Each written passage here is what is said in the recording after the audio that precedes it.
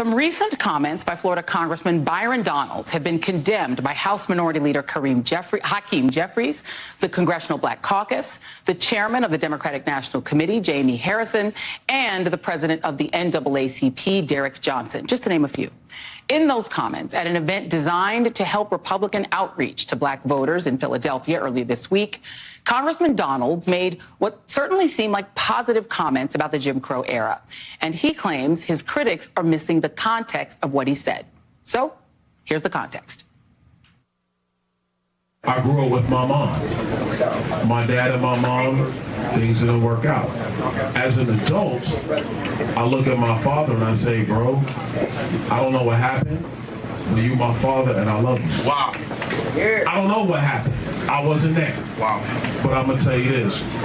Growing up, the one thing I knew I wanted to do, and this is not about my father, this is about what I wanted to do, is I wanted to be a father to my son. Wow. And so one of the things that's actually happening in our culture, which you're now starting to see in our politics, is the reinvigoration of black families with younger black men and black women. And that is also helping to breed the revival of a black middle class in America. You see, during Jim Crow, the black family was together. That's right. During Jim Crow, more black people were not just conservative, because black people always have been conservative-minded, but more black people voted conservatively. And then H.E.W., Lyndon Johnson, and then you go down that road, and now we are where we are. What's happened in America the last 10 years, and I say it because it's my contemporaries, it's Wesley's contemporaries, you're starting to see more black people be married in homes, raising kids. It's when you home with your wife raising your kids, and then you look at the world, you're saying, now wait a minute, time out. This does not look right. How can I get something to my kids? It goes back to the conversation of generational wealth. Not just having a job, generational wealth. I am joined now by Florida Republican Congressman Byron Donalds. Congressman, thank you for being here. We played that lengthy segment. That is what you posted on your social media. The part of what you said that people take issue with is this line, which I'm going to read back to you again. You see, during Jim Crow, the black family was together. During Jim Crow, more black people were not just conservative. Black people have always been conservative-minded, but black people voted conservatively. But it is that during Jim Crow, the black family was together. That's what people have taken issue with. What are they missing? Frankly, what's really happened is that you have, Democrats, and you have the Biden campaign, and some in the media want to twist my words for political purposes. The overarching issue is talking just about black families and why you're seeing a trend of black people leaning towards Republicans in this election cycle and probably in election cycles to come. And part of that, is that when you're raising families, raising kids, et cetera, you're now thinking about all of the public policy issues, all of the economic issues, all of the education issues. And that's leading people to have divergence in political thoughts. That was the only point. The stuff that comes up about Jim Crow and twisting my words, saying I was being nostalgic or saying that Jim Crow was good for black people, that's all political spin. It's a lie. It's gaslighting. And that's truly unfortunate. So here's the challenge, Congressman. You started out talking about your family, talking about your mom, talking about being raised, and you on your own brought up Jim Crow. In fact, you said Jim Crow 3 times for emphasis. It wasn't the media or the Democrats or gaslighters who brought up Jim Crow. It was you. You brought up Jim Crow. So why did you use Jim Crow specifically as your reference? You did that. No one else did that. You did it. Oh, I did. We were having a conversation, just talking as, black people in Philadelphia. But if you're going to use the chronological timeline of America before the Great Society and Lyndon Johnson's time period, you had, unfortunately, the Jim Crow era in America. During that time period, the marriage rates of black Americans was significantly higher than any other time since then in American history. So it is a divergence if you're talking about marriage rates in the black community. They have plummeted. And what we've seen recently in America, which is a very good thing we should all celebrate, is that the marriage rates in the black community are rising again. That's good for black families. That's definitely good for black children. It's something I want to see. I'm quite sure you want to see it as well. Okay, let's talk about that. Jim Crow lasted roughly from 1867 after the Civil War to 1968. Is there a specific period between 1867 and 1968 that you thought was this golden era for black families, or a time that was good for black families? Joy, I never said that. And see, this is where the gaslighting comes in. I'm going to read what you said. All I was talking about was the marriage rates. Stop. No, Joy, that's not what you said. Let's play what you said. Play what he said. Play what he said. Families. You're saying I said it was the golden era. I'm going to play. I'm going to play what you said. I said that it was better I'm going to play what you said. I never said that. Play what he said. Play what I said. Play what he said.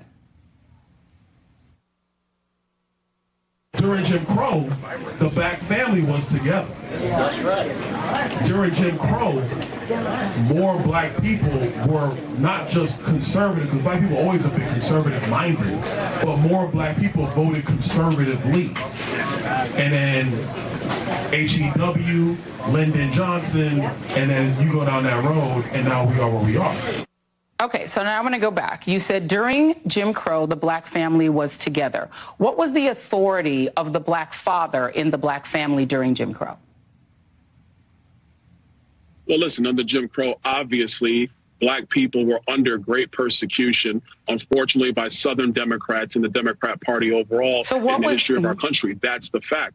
And so, well, let me finish now, Joy. And so having the black man in the home was about first protecting the mom and protecting the kids. Incredibly important. It was the leadership in the home, which is incredibly valuable. And I think what we're witnessing, obviously, the last 30 years, definitely through my generation, is black fathers being at home is incredibly important for the success of black children going forward. And it's not just a black thing. That's everybody.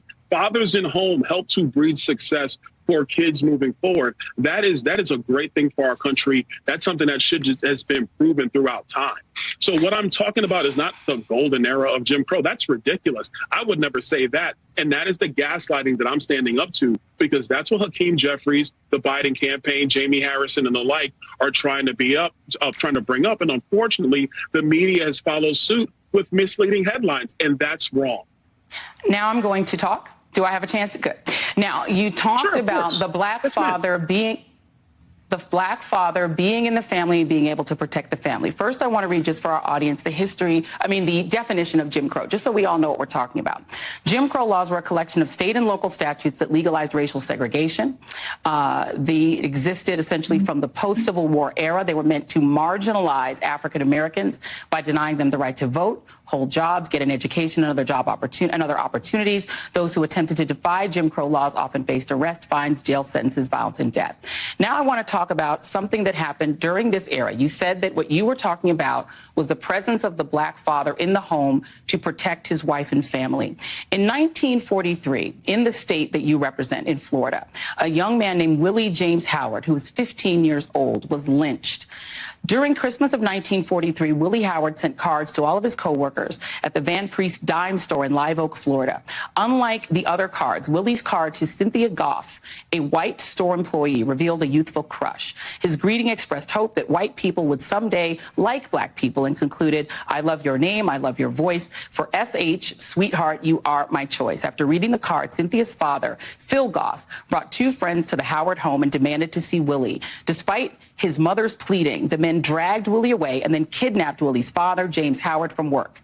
The men drove the two Howards, to the embankment of the Suwannee River, bound Willie's hands and feet, stood him at the edge of the water, and told him to either jump or be shot. Willie jumped into the cold water below and drowned while his father was forced to watch at gunpoint. Willie's dead body was pulled from the river the next day. You said that during the Jim Crow era, the importance of having a black man in the home was to protect his family and to protect his wife.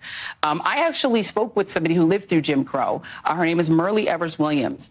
And Merle quoted to me a man named Charles Silverman, who wrote in Crisis in Black and White, that in 1890, the year that the Mississippi Constitution was written, the policy of crushing out the manhood of the Negro citizens was to be carried out with success.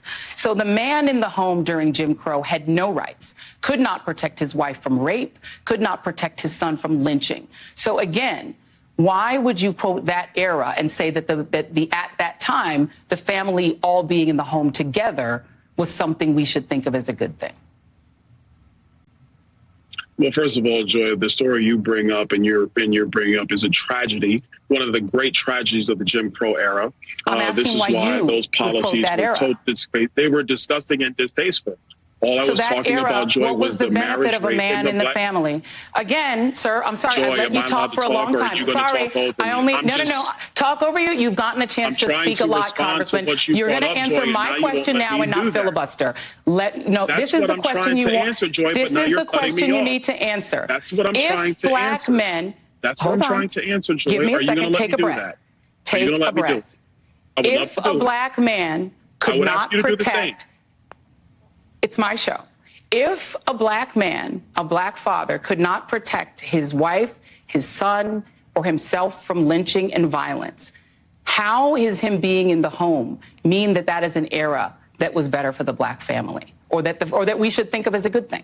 First of all, Joy, I never said that it was better for black people in Jim Crow. I have never said that, and even my own words say that. If you're talking about the importance of black fathers in the home, or frankly, all fathers in the home, it is always for the betterment of children, to have leadership, yes, for safety. So having two people in the home to help provide the economic needs for those children so the family can succeed. That is a wonderful thing. We should always get back to that, not to Jim Crow. And this is the point of the gaslighting and the lying that is occurring with what I said. Don't try to impose the fact that the marriage rates were better in the higher, I want to be clear, higher in the Jim Crow era to mean that I think Jim Crow is great. That is a lie. That is gaslighting. I would never say such a thing, which is why the Jim Crow era was destructive of black people. You brought it up. You're the one who brought it up. Let's get one more question. And now you're trying to gaslight like everybody else is trying to gaslight. The timeline was when, okay, one more thing. The poverty rate during Jim Crow was 55.1%. More than half of families were impoverished. You also said, and I'm quoting you again, during Jim Crow, more black people were not just conservative. Black people have always been conservative-minded, but black people voted conservatively. Black people weren't allowed to vote at all during Jim Crow. Well, first of all, there were areas in the United States where black people did vote. Under Jim Crow? It wasn't universal throughout the United States. So let's just be perfectly honest about that. I just told you it was not universal. We know Jim Crow wasn't there were areas, but obviously black people were suppressed from voting.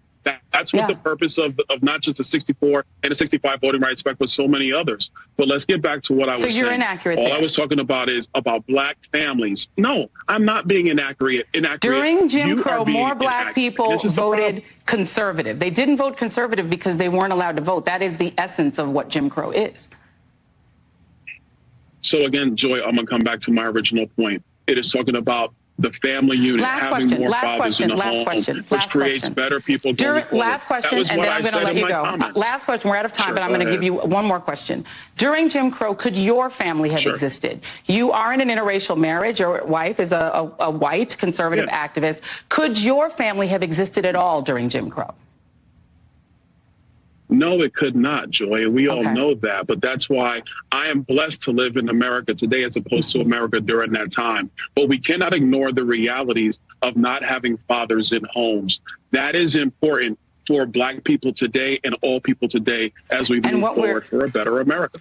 We are out of time. What I'm grateful for is that we do not live in the Jim Crow era and that fathers do not face the threat of lynching. I'm very grateful of that. Perhaps don't bring up Jim Crow when you're trying to make that example. Representative Byron Donalds, thank you for being here, and we'll be right back.